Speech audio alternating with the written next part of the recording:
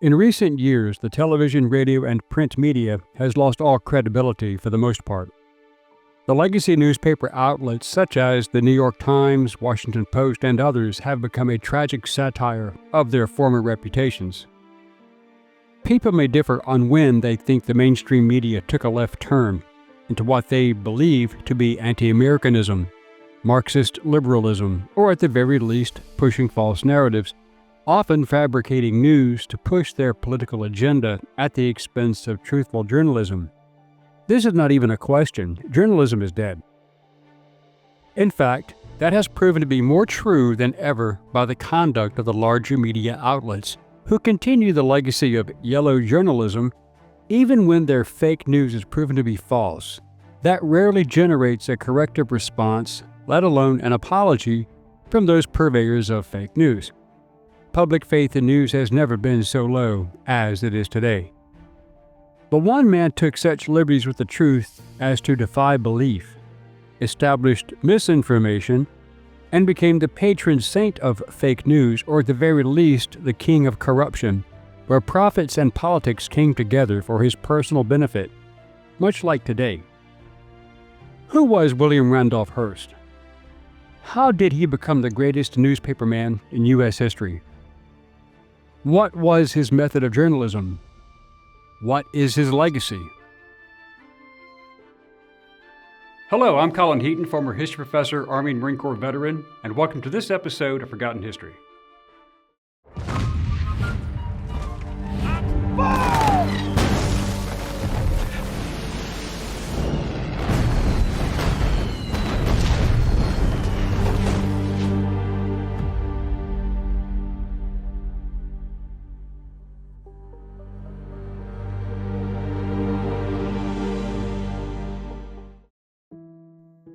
William Randolph Hearst was born on April 29, 1863 in San Francisco, California, the only son of George Hearst and Phoebe Apperson Hearst, who was a former schoolteacher, also from Missouri. George was a gold mine tycoon, originally from Missouri, who headed west during the gold rush. William attended Harvard, where he was the business editor for the Harvard Lampoon newspaper, but he was expelled for skipping classes and various antics ranging from sponsoring massive beer parties in Harvard Square to sending chamber pots to his professors with their images placed inside the toilet bowls. Hearst started his career when he took control of his father's struggling newspaper, the San Francisco Examiner, in 1887, but George wanted him to enter the gold mining business, but William was quite enchanted with the success of Joseph Pulitzer and his New York World newspaper that he wanted to remain in the news business, especially after his father was elected to the U.S. Senate in 1886. William managed to turn the fortunes of the paper around by hiring the greatest writers of the day, such as Samuel Clemens, also known as Mark Twain, Ambrose Bierce, and novelist Jack London, who all wrote colorful articles with humor and adventure stories, and the paper began turning a profit within 3 years after Hearst took over, with circulation jumping from 5,000 to over 55,000. Hearst went to New York City in 1895. He bought the failing New York Morning Journal and began competing against Pulitzer for the local working-class readership, especially the large immigrant population, and their bitter rivalry played out in the public, and both men tried to out-sensationalize the other. William Randolph Hearst and Joseph Pulitzer were credited with developing what we now call yellow journalism, which is what the mainstream media practices today. These two men fought a circulation battle in New York City, but that would soon spread all over the country. Hearst is widely known for inventing stories, distorting facts, and even inciting mayhem, so he became the king of yellow journalism. Pulitzer owned the New York World and Hearst the New York Journal. Through their disregard for responsible journalism, much like today's media, the two men independently swayed U.S. public opinion to believe that the Cuban people were being unjustly persecuted by the Spanish, and that the American needed to intervene in the Cuban crisis. Hearst and Pulitzer made their stories credible by providing false names, false dates, and locations of skirmishes and atrocities supposedly committed by the Spanish, which never occurred, Although, to be fair, there were abuses by the Spanish, such as the creation of the concentrados, concentration camps where Cubans were contained under terrible conditions. Ironically, the journal attacked Great Britain in the Venezuela-British Guyana border dispute from 1895, but then demanded the United States go to war with Spain. Hearst and Pulitzer were both looking for any story, real or fabricated, which could expand their middle-class audience, and two events arose that gave them both fodder. The first was called the Olivet Incident, where a young Cuban woman named Clemencia Arango was taken into custody aboard the ship Olivet by Spanish officials headed to New York. She was arrested while under suspicion of delivering letters to rebel leaders hiding in the city. A passenger and reporter working for Hearst named Richard Harding Davis reported the incident, documenting that she was taken to a private room and strip-searched. But Harding was later appalled by the sensational claims in Hearst's papers, accusing Spanish officials of sexual harassment, even assault. In fact, the headlines were inflammatory, such as, "Does our flag shield women?" "Indignities practiced by Spanish officials on board American vessels," and "Refined young woman stripped and searched by brutal Spaniards while under our flag on the Olivet." This unverified yellow journalism Hearst saw profitable gained him massive support among American women, but he was soon in trouble when the facts came out discrediting his story.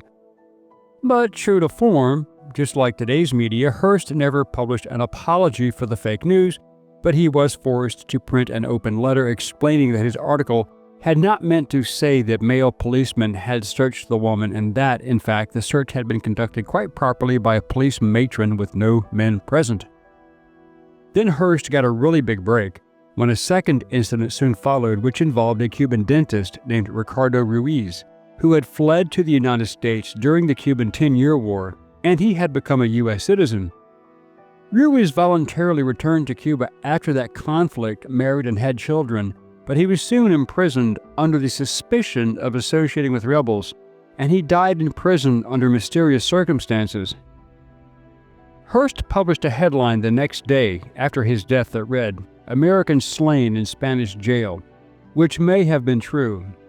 This story increased growing tension between the United States and Spain, especially among the growing immigrant population who experienced racism and hostility upon their arrival.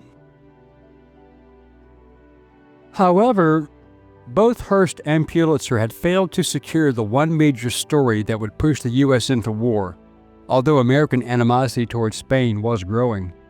They were insufficient to directly cause a war. But Hearst and Pulitzer had credible competition. Victor Lawson, owner of both the Chicago Record and Chicago Daily News, had a very large middle-class readership, and he was only concerned with reporting the facts regarding the United States and Spain absent of sensationalism. Lawson established an office in Key West, Florida, in order to closely monitor the situation in Cuba. However, many of the events repeatedly occurring in Cuba were not always credible or verifiable. Some were apocryphal. So many of the Midwestern papers began to focus their content towards domestic issues, such as the effect of the problems in Cuba on the American economy. American interests in the trade with Cuba were significant due to crops, especially sugarcane, and through the paper's coverage of these matters, much of the Midwest started to believe that war with Spain was required to protect those economic interests. Through dishonest and exaggerated reportage, Hearst's newspapers whipped up public sentiment against Spain so much that they actually helped cause the Spanish-American War of 1898. That war lasted from April to August 1898 and is widely considered to be both a turning point in the history of American propaganda and foreign policy. It was also the beginning of the practice of what we call yellow journalism to achieve a national and domestic objective. In essence, the motto, "If it bleeds, it leads," began to be the norm for Hearst. Hearst and Pulitzer wanted to sell papers, truth be damned. Their newspapers ran articles of a sensationalist nature and sent correspondents to Cuba to cover the war. Correspondents had to evade Spanish authorities and were unable to get reliable news and relied heavily upon informants for their stories. Many of these reports came from second or third-hand accounts and were either elaborated, misrepresented, or even completely fabricated by journalists to enhance their dramatic effect and professional exposure. Artist Frederick Remington was hired by Hearst to go to Cuba and provide illustrations to accompany a series of articles on the Cuban Revolution. But he soon became bored with seemingly peaceful Cuba and wired Hearst in January 1897. He said, "Everything is quiet. There is no trouble. There will be no war. I wish to return." To which Hearst's reply was, "Please remain. You furnish the pictures. I'll furnish the war." When the USS Maine blew up and sank in Havana Harbor on February 15, 1898, killing more than 260 of the 350-plus American crew members aboard, Hearst ran the story with the heading, "The warship Maine was split in two by an enemy's secret infernal machine." The story told how the Spanish had planted a mine, then called a torpedo, beneath the USS Maine and detonated it from shore. But Hearst then followed this article with another that displayed diagrams and blueprints of the secret torpedoes used by Spain. Captain Sigsbee of the USS Maine put in a telegram to the Secretary of the Navy that judgment and opinion should be suspended until further report. At the Court of Naval Inquiry, Sigsbee maintained a mine was responsible for sinking his ship, and he may have believed that. The court found the same, but was unable to find evidence to attribute the sinking to any person or persons. Decades later, an investigation in 1974 reached the opposite conclusion, proving that the explosion had originated inside the ship when a boiler exploded. The Assistant Secretary of the Navy, Theodore Roosevelt, wanted to use the conflict both to help heal the wounds still fresh from the American Civil War and to increase the strength of the U.S. Navy while simultaneously establishing the United States as a presence on the world stage. Roosevelt put pressure on the United States Congress to come to the aid of the Cuban people, emphasizing Cuban weakness against their colonial masters to justify a military intervention.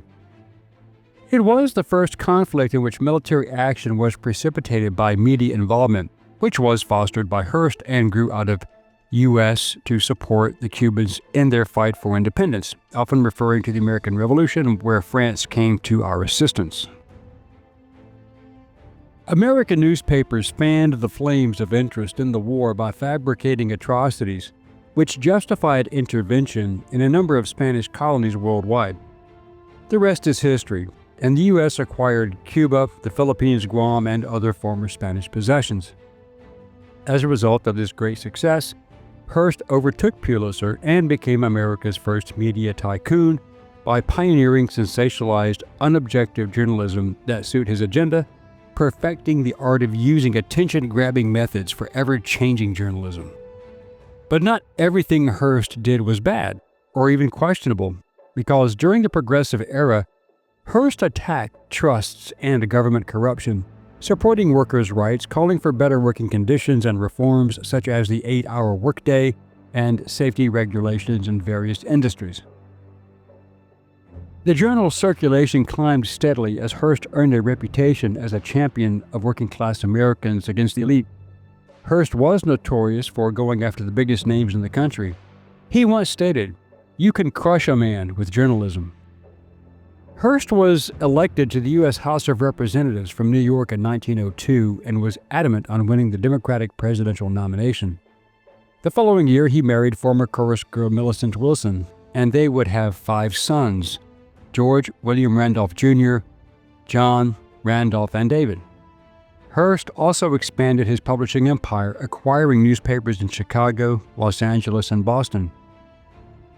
Hearst received considerable support from the Democratic presidential nomination in 1904 by challenging political corruption, running as an anti-Tammany Hall candidate. That was pretty dangerous back then. Hearst lost the 1904 Democratic presidential bid to Alton B. Parker, who was then defeated by Theodore Roosevelt.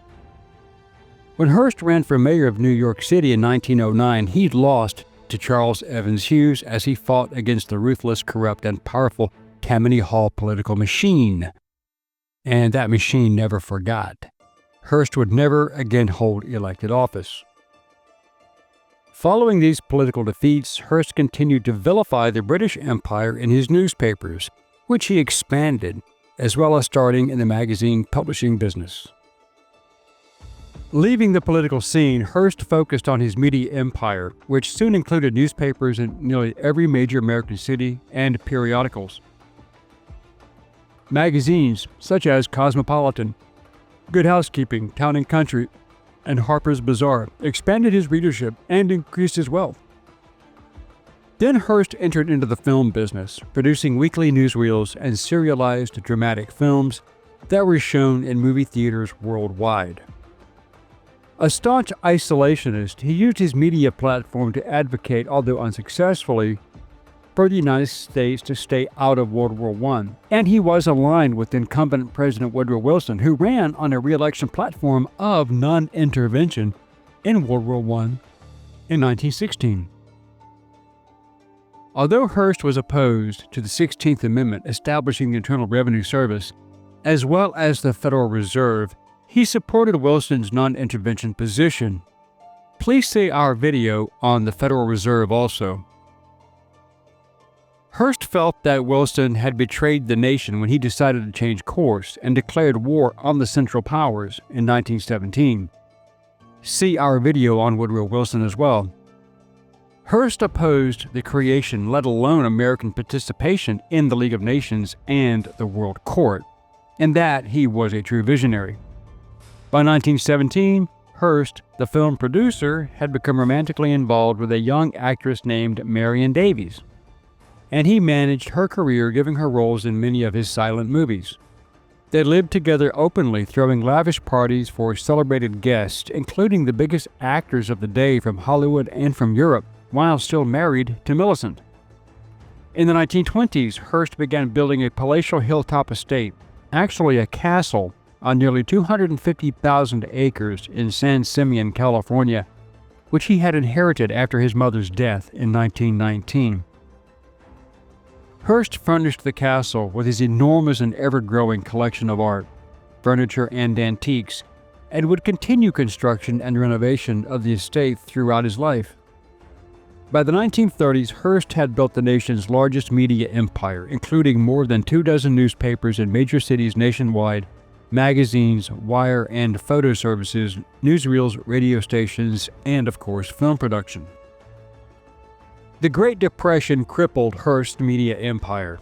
Despite his initial support of Franklin D. Roosevelt, he ended up bitterly at odds with the Democratic president, disparaging the New Deal as Soviet-style communism. However, his increasingly accusatory methods and reactionary political positions alienated many of his formerly reliable working-class readers. When Hearst visited Germany in 1934 to meet with Adolf Hitler, he alienated even more readers, especially after he published Hitler's essays in his syndicated newspapers. On September 21, 1936, Hearst attacked FDR in his newspaper, the New York American. He accused the president of being a socialist, communist, and a Bolshevik, and wrote that FDR was carrying out a Marxist agenda. See our two-part video series on FDR and his retribution against the media, including Hearst, and his soft spot for the communists. In 1941, Orson Welles released the film Citizen Kane, which infuriated Hearst as it portrayed an obsessive, brutal, egomaniacal media mogul, clearly based on Hearst. In retaliation, Hearst launched a bitter campaign against the film, first attempting to shut down production, and when that failed, later publishing bitter personal attacks against Welles and banning advertisements of the film in his papers and magazines. The controversy only stimulated the public to see the film, which has since become an international classic. Being a complex person, and despite his earlier isolationist views in World War I, which was a total departure from his support for the Spanish-American War, Hearst supported the U.S. declaration of war on Japan and Germany after the attack on Pearl Harbor. He used his newspapers to call for the forced internment of Japanese Americans, which softened the deep divide between himself and FDR, who wanted to put him in jail, which was simply a continuation of the anti-Asian racism that had long characterized his career. The economy was revived by World War II, bringing the nation out of the Great Depression, and Hearst, ever the opportunist, survived his financial problems, and still had control of a diminished but still formidable media empire. By the late 1940s, however, his health was worsening, and he and Davies moved from San Simeon to Los Angeles to be closer to his doctors. On August 14, 1951, Hearst died in Beverly Hills at the age of 88, but his empire would endure. At the beginning of the 21st century, the family-owned Hearst Corporation was still one of the largest media companies in the United States, with interests in newspapers, magazines, broadcasting, financial and medical services, and cartoon and feature syndicates. The Hearst Corporation is a wholly owned subsidiary of Hearst Holdings Incorporated, and Hearst Communications Incorporated is a multinational mass media and business information conglomerate based in Hearst Tower in Midtown Manhattan in New York City. Hearst Media Production Group is a business unit of Hearst Television and is an independent producer and distributor of original programming for TV stations, broadcast and cable networks and streaming services, which includes Hearst magazines and other subsidiaries. So today's legacy media, so far crippled by their own incompetence and yellow journalism, fostered by the original master of yellow journalism, seem to have fallen in line and are now turning a corner, much like Hearst did. But time will tell. Thank you for watching this episode of Forgotten History. If you liked what you saw, please click like, share, and subscribe. And if you would like to assist with the ever-increasing cost of production, please consider becoming a channel member and joining our Patreon page.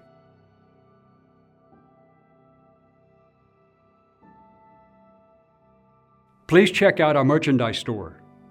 And thanks for watching.